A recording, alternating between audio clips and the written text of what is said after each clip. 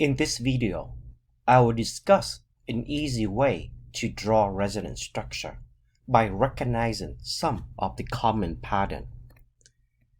And make sure we also understand this pattern as well. And once we do, it becomes quite easy for us to draw resonance structure easily. And there are 5 patterns that I'll be discussing here in this video. So here's the first pattern. Look for an allylic lone pair. What is an allylic lone pair? An allylic lone pair is basically a lone pair of electrons located at the allylic atom. So what is this allylic atom right here? Let's go over this terminology so we know what an allylic lone pair would be. Whenever we have a double bond, then the atom, and again, this does not only restrict to carbon-carbon double bond, but any types of double bond. So the atom that make up the double bonds, those atoms are then called the vinylic atom or vinylic position. And the allylic position would then be the one that is connected to the vinylic atom. So again, the allylic is the one that is connected to the vinylic. And that's how we can identify what the allylic position would be. So these are the allylic position. And the lone pair of electrons at the allylic position, that's something that we want to recognize and be able to find it. And once we can find this allylic lone pair of electrons, we can then start drawing resonance structure from there. And the electron from the allylic position may be moved to the double bond to produce resonance structure. For an example, here in this case right here, we have this different example. On the very first example, here we have a double bond. So this are basically the vinylic carbon right here. So this make this position right here the allylic position. And right now this have a negative charge, which basically tell us that on this carbon right here, there is a lone pair of electron on it. Okay?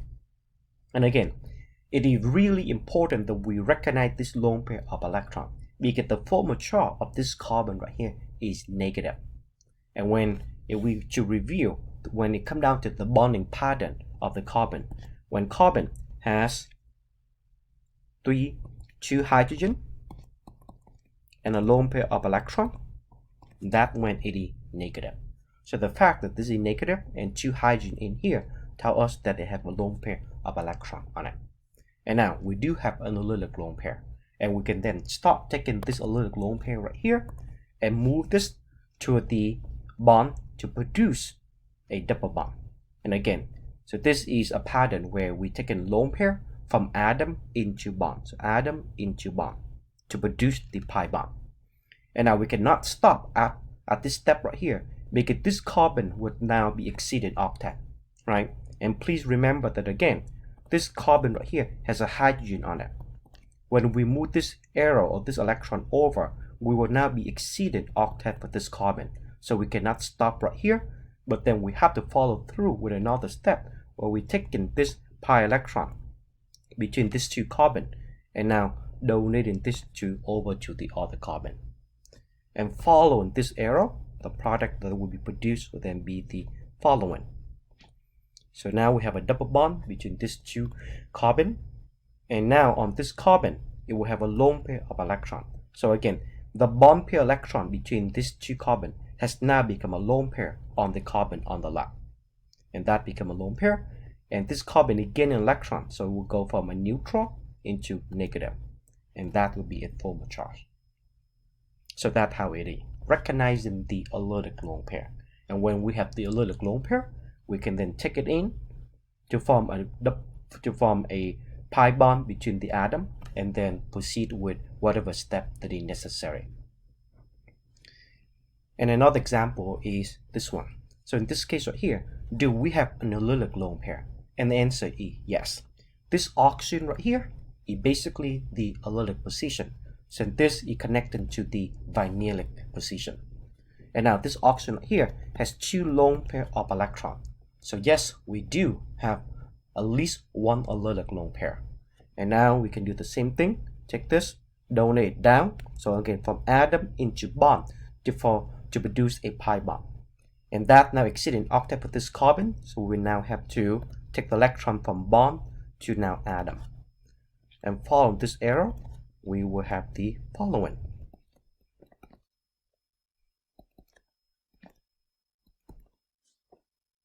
And now, as of all the changes in the formal chart, and again, make sure we always keep track of it. This oxygen will now become positive, and this carbon will become negative. So electrons, it donated all the way from this oxygen down to this carbon. So that's what this arrow means, electron transfer from this oxygen to this carbon. And this is why that this oxygen is now, before it was neutral. So after it transfer electron, it now become positive. And when the carbon gain an electron, it now becoming negative. And on this, perhaps maybe we'll do one more example. On this one right here, do we have an allylic lone pair? And the answer is yes. So again, this is the double bond. So this oxygen and this carbon are the vinylic position. And that makes this carbon and this oxygen right here the allylic position. And in this case right here, although that we're not showing this, but then you need to recognize that there are two lone pair of electron on this oxygen. So we do have allylic, the allylic atom with lone pair of electrons on it. And again, we can take this and move this to the double bond. So this, again, from lone pair to atom. And now from bond to now atom. And follow this arrow. So this oxygen will now have 3 lone pair of electrons. And now this oxygen will become positive, and this oxygen will become negative. And again, please recognize that initially, again, this oxygen is supposed to have 2 lone pair of electrons before. So when this pair of electron is now going to this oxygen, it will have the 3rd pair of electron, and that when it forms a charge will then becoming negative. And perhaps maybe we'll do this example quickly too, but this one right here, it does have a lone pair of electron. And now this is going to come in and break in this electron. This electron go to the nitrogen. And now we'll be having this resonance structure right here. Now this nitrogen would now have 2 lone pair of electrons because before it had 1 lone pair of electron. So now we have another. And when we put in the formal charges, this will now becoming negative. And this carbon is now neutral. So again, when electron go from a lone pair into a bond, then this atom right here, wherever atom that the lone pair is starting from, that atom is given 1 electron away. So therefore, its formal charge will change.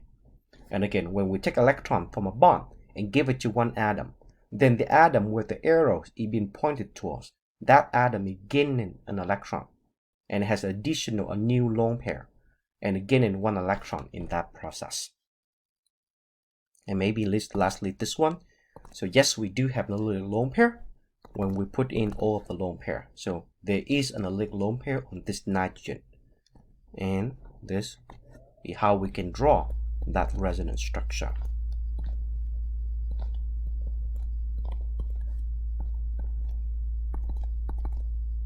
And this oxygen will now become negative, and the nitrogen will then become positive. So that is the first pattern right there in drawing resonance structure. Look for the allylic lone pair. And after we have identified that already, we can then move that to the double bond. And if we exceeding the octet in doing so, in moving that to the double bond, make sure we continue drawing the next arrow until the atom do not exceed octet. And now, the second pattern in drawing resonance structure, look for the allylic positive charge. So if we were to have a positive charge located at the allylic position, then now this is what we're going to do with it. This positive charge right here at the allylic position will basically attract the electron to it, right? So electron will then be moving to it. For an example, here in this case right here, so we have a carbon-carbon double bond, and this are the vinylic position, and that makes this the allylic position right here. And we do have a positive charge on it. So in this case, we basically will be taking an electron from this bond, from this pi bond right here, into the other pi bond over. So this arrow right here is basically again showing two steps in it. Okay, so initially when this pi bond right here, if we were to move the electron, so initially this electron belongs to this carbon and this carbon, so it can only either go to this carbon or this carbon, and now it can go to this carbon, and this carbon then take that electron and now share that with the other carbon, and now producing a bond between these two carbon on the left. So this is why that this arrow, although it is only one arrow, but it kind of showing the two movement of electron within it. So following this, we'll be able to produce the following. So again, a double bond will be produced on the carbon on the left and the carbon in the middle. And now the carbon on the right side will be losing an electron. So they give the electron away to the atom in the middle. And then the atom in the middle then give that electron or share that electron with this carbon right here to produce that bond. So this carbon on the right will lose an electron, and that's why it becoming positive, which makes sense because the overall charge is not supposed to change. And on this third trend right here, so this is the trend, a lone pair adjacent to a positive charge.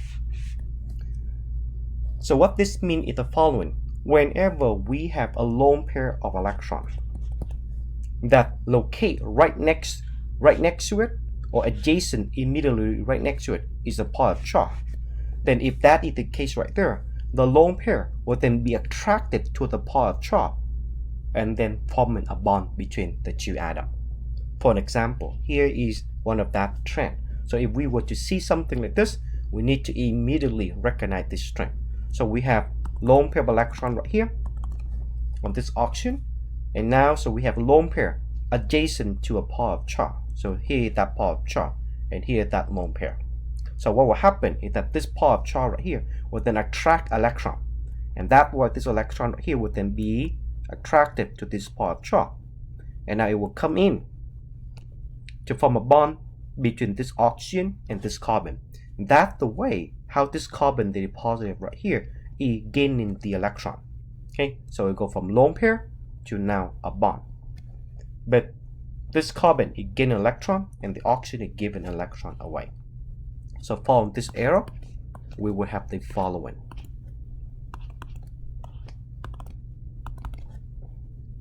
And overall, now it will still be neutral. So this is one very important one to recognize. And make sure it also makes sense too, because again, atom with electron would like to give them away, versus atom that have positive charge would be attract an electron. So when we have two atoms, one is too rich in electron and the other one wants an electron, then the electron would then be shared very, very quickly to produce that bond. So that way now both of the atoms would then be neutral. And here is another example right here. So we have a positive charge right here, and now on this oxygen adjacent over, there is a lone pair of electron on this oxygen. So again, we have a positive charge adjacent to a lone pair of electron.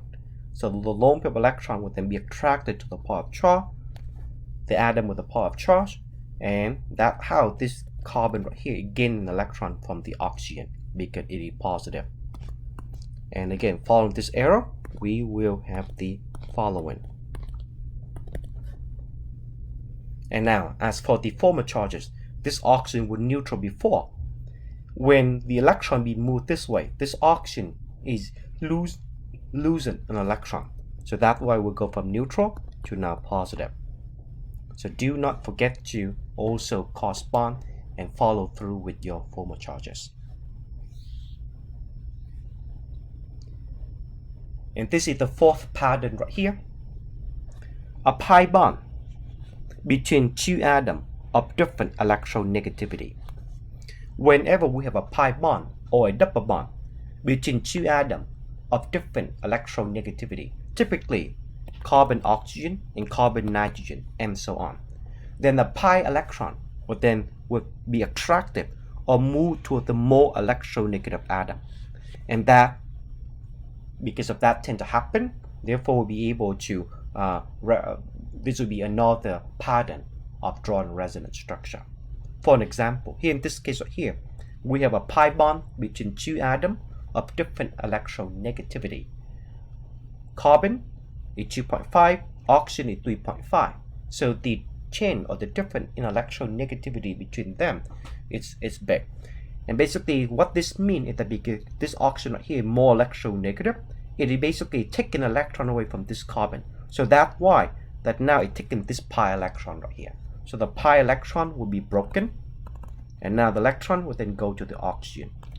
And please be aware that the electron would always go to the more electronegative atom, okay, in this resonance structure. And when we draw this would then become the following. And now the oxygen will become negative, and the carbon will then become positive.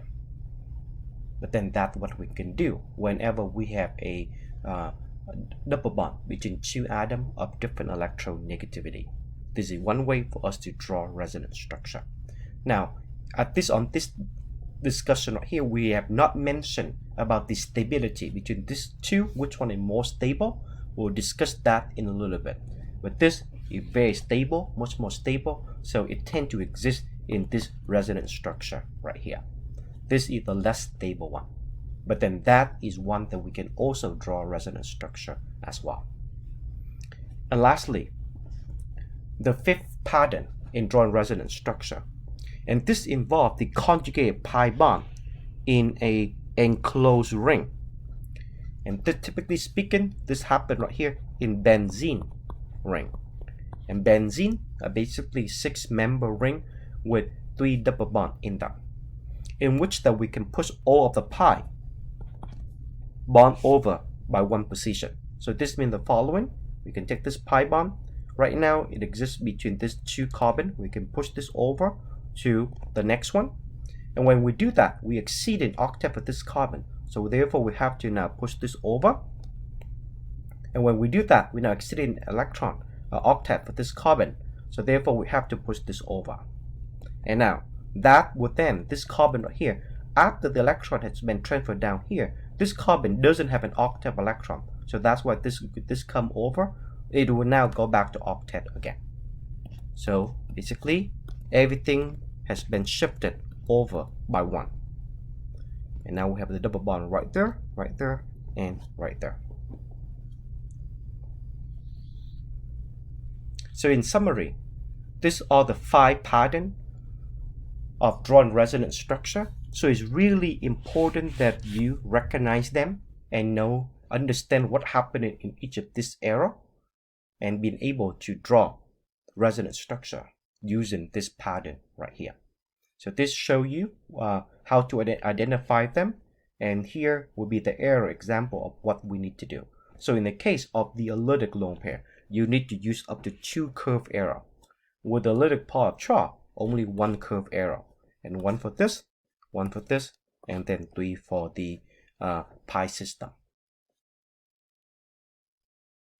So please try this example.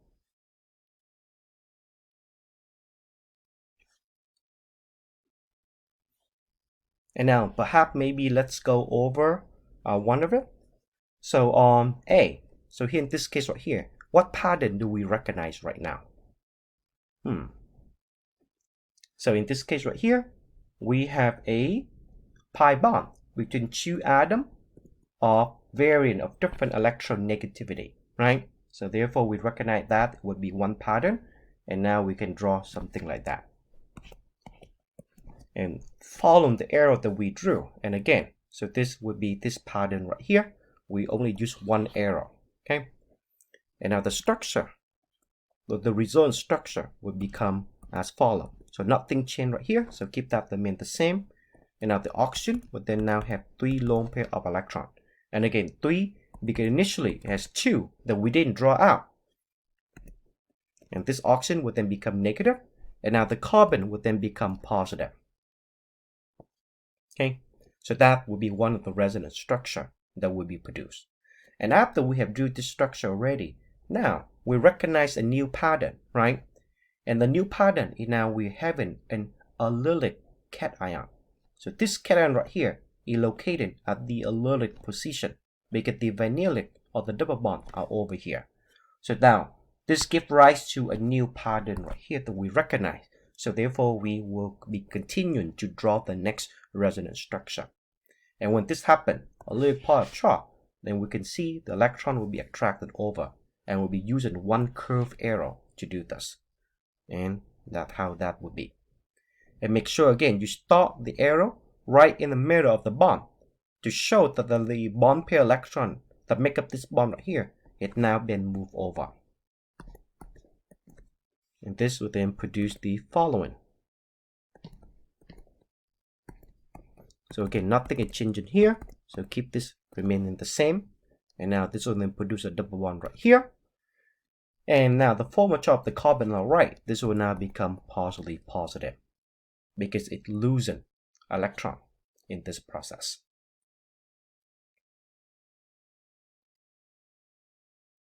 And after we have done this already, we can also see, recognize there's actually now a new pattern that have just been produced because now we have an allylic lone pair, right? So this is the allylic lone pair right here. Just like what we've seen over here, the same pattern. And now we can then draw this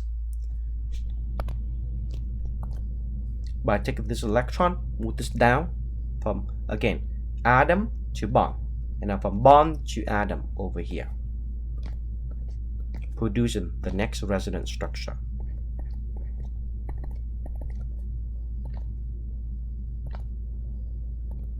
And nothing happening with positive charge. This is negative right here. So there we go. And finally, now we will recognize a new pattern. This is when we have a lone pair of electrons adjacent to a positive charge. So therefore we can then see that now our new patterns have this arise. And we can draw the next resonance structure by moving this over. And this is basically going back to the very same structure that we start out with. And that basically means that we have completed the cycle for all this already. So in the end, this molecule right here, it is possible for us to draw up to 4 unique resonance structure. So the beginning one, the starting one, is considered to be one resonance structure. And this is the next one, and this is the next one, and this is the next one. And these two are the same thing. The first and the last are the same thing. So there are 4 unique resonance structure that we were able to draw in this very first example. And please try B and C.